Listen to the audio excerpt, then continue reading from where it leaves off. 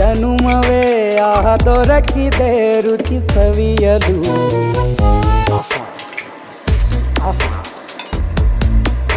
ಈ ಜಗವಿದೆ ನವರಸಗಳ ಉಣಬಡಿಸಲು. ಬಿಸಿ ಬಿಸಿ ಇದೆ ಬಿಸಿ ಬಿಸಿ ಇದೆ ನಳಪಾಕ ದಿನ ದಿನ ನೂತನ. ಈ ಬಿಸಿಯುವಾರುವ ಮೊದಲೇ ಎಲ್ಲರ ಜೊತೆಯ ಮೆಲ್ಲುವ ಕಲೆಯ ಜೀವನ ಜನುಮವೇ. ಈ ಜನುಮವೇ ಆಹ ದೊರಕಿ